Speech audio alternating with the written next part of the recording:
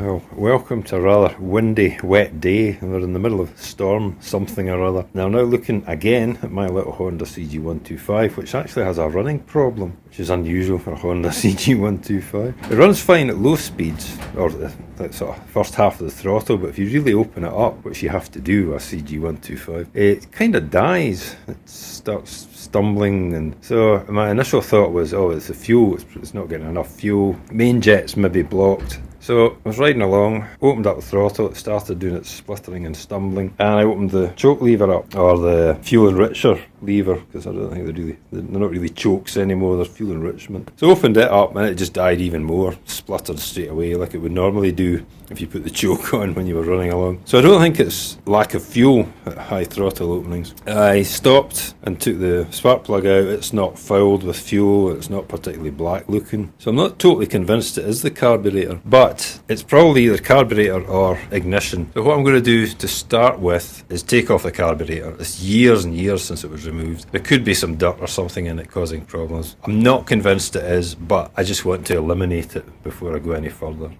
Right, I've got the carburetor off. As I say, I'm not totally convinced this is the problem, but I just want to eliminate it. Oh, it is actually a choke. It does actually choke it.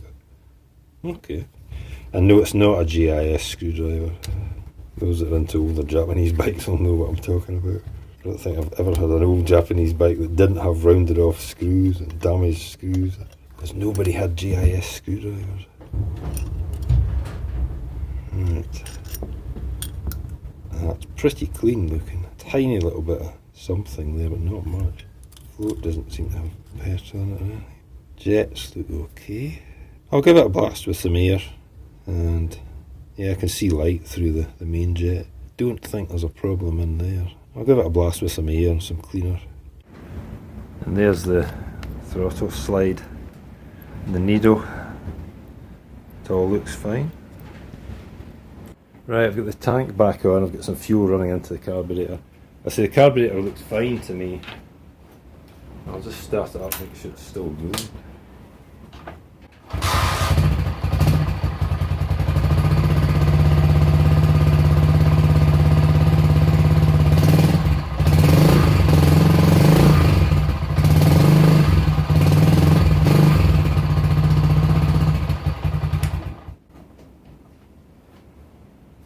You might not be able to tell if you're listening to that, but I can tell that it's not right. It's still doing it when I open the throttle further. So, further investigation. I'm pretty sure it's going to be the ignition system somewhere. Right, what I've got here is an ignition control module. It's a good second-hand one. I know it's good because I've used it in the past. I keep it as a spare. And I've got a spare ignition coil. Again, I know it's a good one. I'll change the two of these over. I'll start it up again, see if it makes any difference. You should really just change one thing at a time to try and find out what it is, but just to save me taking the tank off again, I suspect it might be the ignition control module. It could be failing. Right, tank's back on. That's the ignition control module and the ignition coil changed. So we'll give it another go.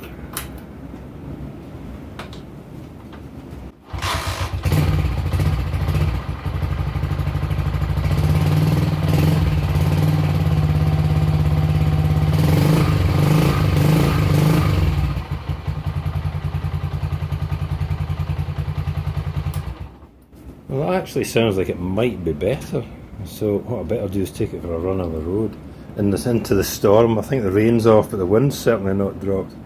We'll take it for a little spin.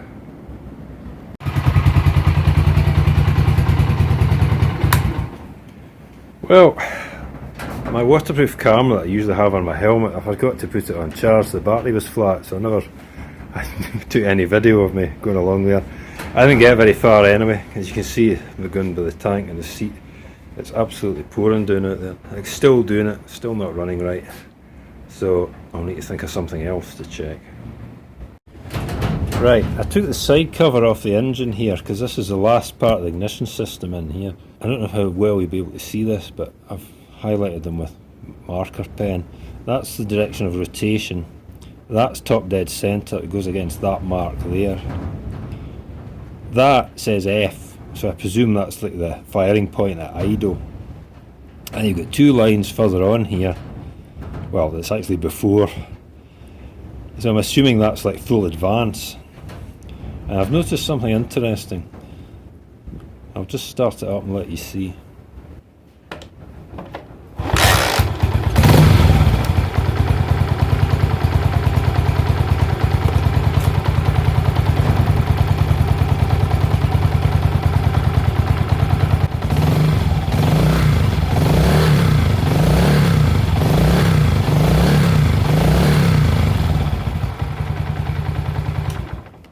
Now I don't know how easy that was to see, or if the strobe of the timing light will be interfering with the camera, but basically what's happening is the exact opposite of what should be happening. When you rev it up, it should advance the timing, so I'm assuming that the mark should move to there. But what's happening actually is it moving slightly backwards, slightly towards the top dead centre. So it's actually retarding the timing. I've checked the gap of the pickup coil against the magnet, that's okay, it's as close as I could get it. But it's definitely retarding when I rev it up, which explains the way it's running out on the road. So I think what I'll do, take this off, and I'll just swap this for my spare one, and we'll see if that cures it.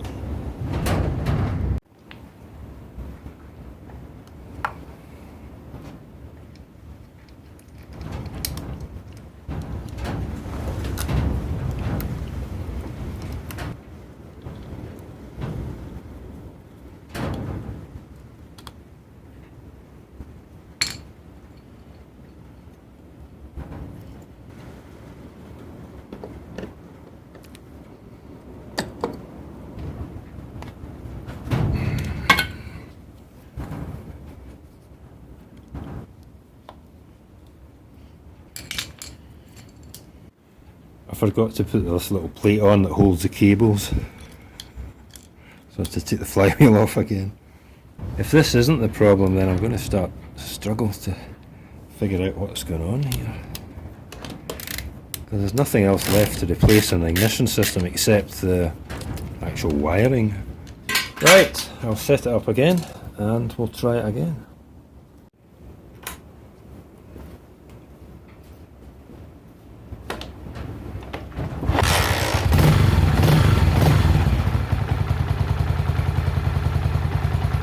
Already I can tell that's revving better, so let's put the strobe light on it. Right, this should move that way.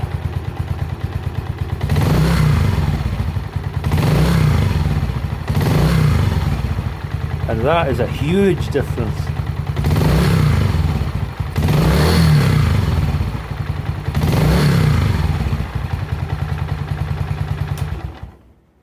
Yeah, I'll just say again, that's a huge difference. I don't know how well you could hear me with the engine running. That was right enough, that's the full advance point there. So it's either the pickup coil or the, what you would maybe call the magneto coil, the generator coil inside, that's went wrong. Because that was sitting there at idle, and as soon as I opened the throttle it just moved straight to there.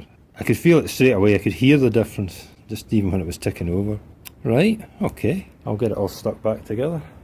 And we'll have a look at the coil, or the windings that I've just removed. Well, that's the complete alternator windings that I've just removed, and that's the ignition generator coil. Either that has failed or the pickup sensor's failed, I'm not sure which. That's not a genuine Honda one, but it was on the bike when I got it. So it's, let's say, 10 years old, so it's lasted 10 years, or thereabouts, maybe a lot longer. You can pick them up, as I've said in one of my other videos, I was just working on these things recently, and these are about £15 you can pick them up for. That looks like a cheap £15 one.